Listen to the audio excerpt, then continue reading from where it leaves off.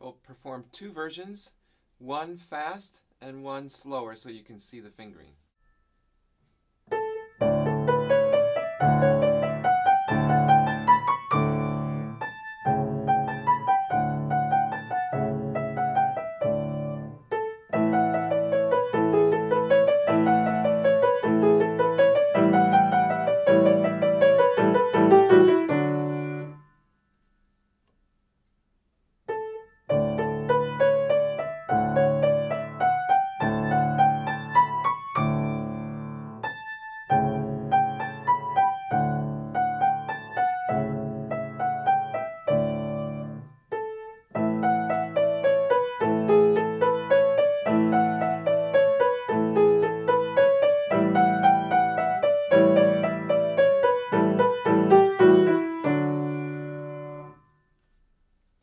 So a couple of tips here to help you get started learning this piece. The left hand is very static. It's that drone bass, almost sounds like bagpipes down here.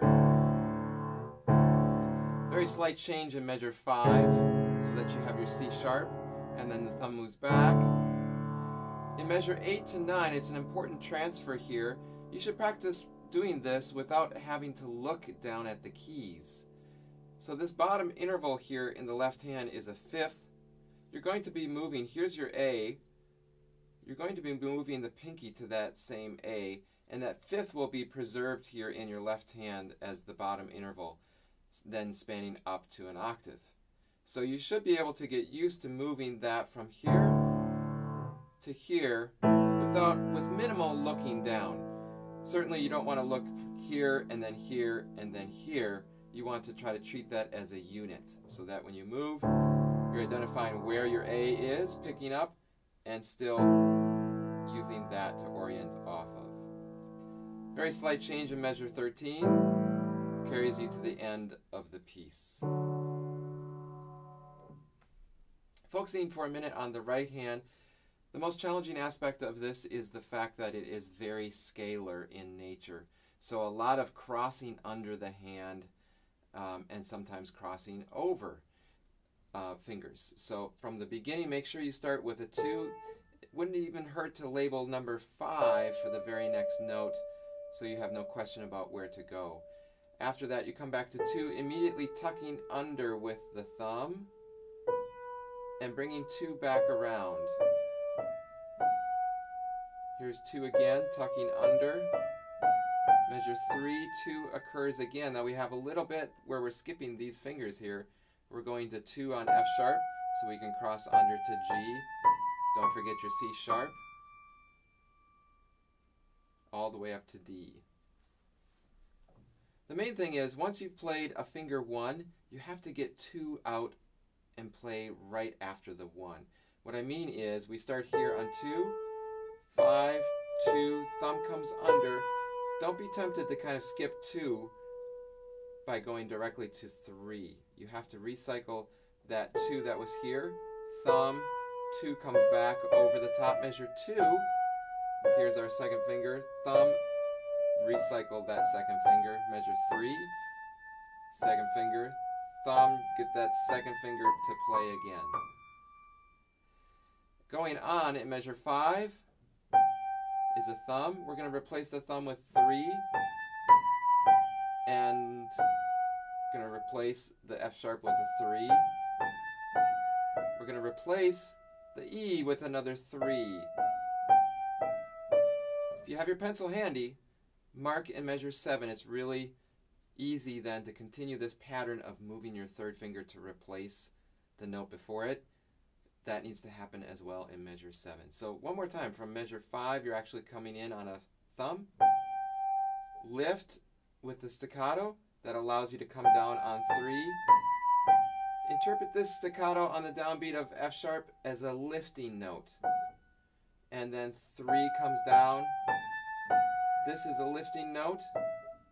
And then 3 comes down. What you want to avoid in the right hand when you see a staccato at the end of a slur is to accent that, because you're really trying to make an attack on making the note short. So try to avoid this. I'm starting from the pickup of measure 4 into measure 5.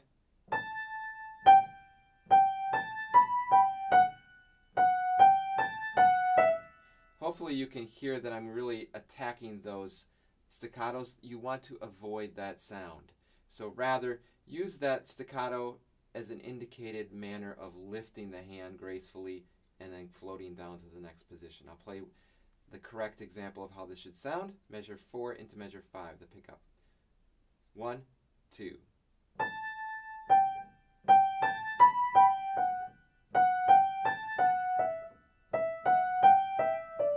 You can also see how I'm using my wrist to incorporate a lifting motion at the end of the group of eighth notes. So your hand feels like this. I'll play one more time from measure 4 pickup into 5. 1, 2.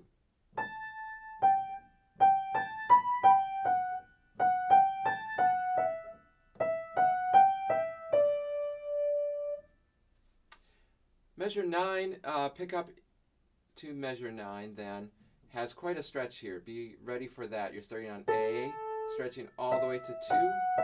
And here we have our first crossing over. So we're on D, we're going to cross 3 to the black note. 2 crosses momentarily, but we have to get 2 back in place.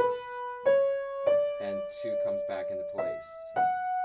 We cross again, momentarily over with 2, but back into place. Here's measure 13.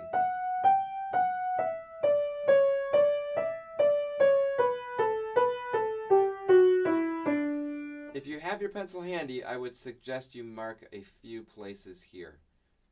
Go ahead and grab that pencil, or pause this while you do.